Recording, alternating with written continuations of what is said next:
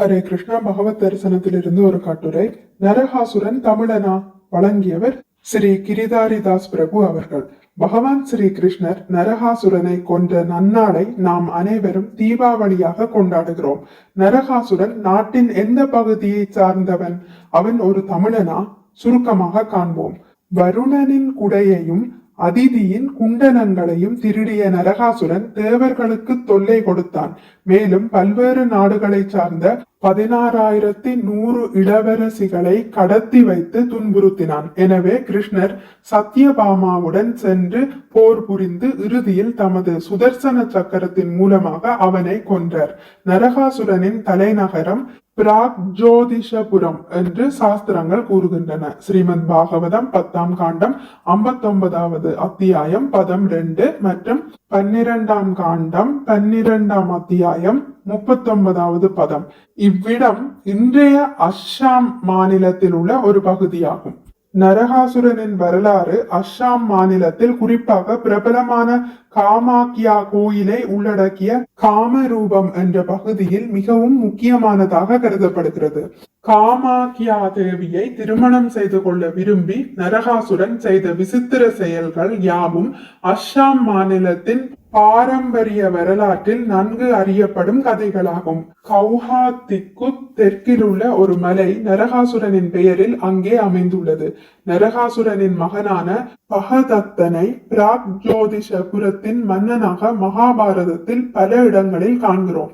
பிற்காலத்தில் கௌரவர்களின் சார்பாக அவன் குருட்சேத்திர யுத்தத்தில் கலந்து கொண்டான் என்பதையும் போரின் 12வது நாளில் அர்ஜுனனால் கொல்லப்பட்டான் என்பதையும் மகாபாரதம் அறிந்தவர்கள் அறிவர். பிற்காலத்தில் அஸ்ஸாம் பகுதியை ஆட்சி செய்த 3 வம்ச மன்னர்களும் நரகாசுரனின் வழிவந்தவர்களாக அறியப்படுகின்றனர். உண்மை இவ்வாறு இருக்கையில் தமிழ்நாட்டில் சனாதன தர்மத்தின் கொள்கைகளை மறுத்து பேச வேண்டும் என்பதை மட்டுமே ஒரே குறிக்கோளாக கொண்டு கொஞ்சம் கூட அறிவின்றி செயல்படும் சில முட்டாள்கள் நரகாசுரன் தமிழ்நாட்டை சார்ந்தவன் என்றும் தீபாவளி பண்டிகை தமிழர்களின் அல்லது திராவிடர்களின் மீதான ஆரியரின் படையெடுப்பு என்றும் பிதற்றுகின்றனர். உண்மையை அறியாத சில மக்களும் நரகாசுரனை நல்லவன் என்றும் தமிழன் என்றும் நம்புகின்றனர். என்னே விந்தை! பலமுறை ஒரு பொய்யை திருப்பி சொல்லி அதனை மக்கள் மனதில் பதித்து விடுகின்றனர். நரகாசுரன் தமிழன் என்றால் அவன் தமிழ்நாட்டின் எந்த பகுதியில் வசித்தான் என்பதற்கு ஏதேனும் ஆதாரம் உண்டா? சாஸ்திரங்கள் அவனது இடம் பிராக்ஞோதிஷபுரம் என்று கூறுகின்றன.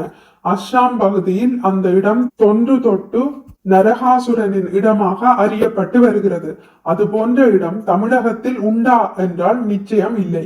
சாஸ்திர ஆதாரமும் கிடையாது, வரலாற்று ஆதாரமும் கிடையாது. ஆனால் ஒன்றும் அறியா அப்பாவி மக்களை ஏமாற்ற வாய்க்கு வந்ததை உணர்கின்றனர். இதில் பெரிய வேடிக்கை என்னவெனில் நரகாசுரனை தமிழனாக கூறும் கேடுகட்ட முட்டாள்கள் கிருஷ்ணர் என்ற ஒருவர் வாழ்ந்ததையே ஏற்க மறுப்பவர்களாக, அதாவது நாஸ்திகர்களாக இருக்கின்றனர். கிருஷ்ணர் என்ற ஒருவர் வாழவே இல்லை, ஆனால் அவர் நரகாசுரனை கொன்றார். இந்த முட்டாள்தனத்தை என்னவென்று சொல்வது? இது ஒரு புறம் இருந்தாலும் கன்னி பெண்களை கடத்தி சென்று அடைத்து வைத்து துன்புறுத்துபவன் யாராக இருந்தாலும் அவனை யாம் எதிர்க்க வேண்டியது அவசியம். அவன் தமிழன் என்பதால் அவனை எதிர்ப்பதை கைவிட்டு ஆதரிக்க தொடங்கினால் அது எந்த விதத்தில் நியாயம்? நரகாசுரனை ஆதரிப்பவர்கள் தங்களது மகள் அல்லது தங்கைமார்களை யாரேனும் ஒரு தமிழன் வாதத்திற்காக வைத்துக் கொள்வோம் கடத்தி சென்று துன்புறுத்தினால் அவ்வாறு துன்புறுத்தியவனை நல்லவனாக நினைத்து கொண்டாடுவார்களா? சிந்திப்பீர். யார் எதை கூறினாலும் அதை நம்புவதற்கு ஓர் அப்பாவி கூட்டம் உள்ளது. அவர்களை தவறாக பயன்படுத்தி கொண்டு போலி தகவல்களை பரப்பி மக்களிடையே வெறுப்பையும் பிரிவுணர்ச்சியையும் வளர்க்கக்கூடிய நாஸ்திக அயோக்கியர்களை அரசாங்கம் தண்டிக்க வேண்டும். ஆனால் அவர்கள் அதுபோன்று எதையும் செய்ய மாட்டார்கள். ஏனெனில் அவர்களுக்கே சனாதன தர்மத்தின் உண்மைகள் தெரியாது. எனவே குறைந்தபட்சம் பகவத் தரிசன வாசகர்களாவது உண்மையை அறிந்து நரகாசுரனுக்கும் தமிழ்நாட்டிற்கும் எந்த சம்பந்தமும் இல்லை என்பதை அனைவருக்கும் எடுத்துரைப்போமாக. 16,100 பெண்களை அடிமைப்படுத்தி வைத்திருந்த நரகாசுரனை கொன்று மக்களுக்கு மகிழ்ச்சியூட்டிய கிருஷ்ணரை எண்ணி தீபாவளியை கொண்டாடுவோமாக. குறிப்பு: இதே போன்ற மற்றொரு கற்பனையான தகவல் ராவணன் ஒரு தமிழன் என்னும் கருத்து.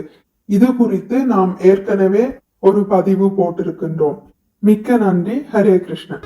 உங்களுக்கு இந்த வீடியோ பிடித்திருந்தால் லைக் பண்ணுங்கள், ஷேர் பண்ணுங்கள், சப்ஸ்கிரைப் பண்ணுங்கள். நோட்டிபிகேஷன் பெல்லை அழுத்துவதன் மூலம் அடுத்த பதிவுகள் உங்களை வந்தடையும். பகவான் ஸ்ரீ கிருஷ்ணரை பற்றி கேட்டு மகிழ்வோம். ஹரே கிருஷ்ணா.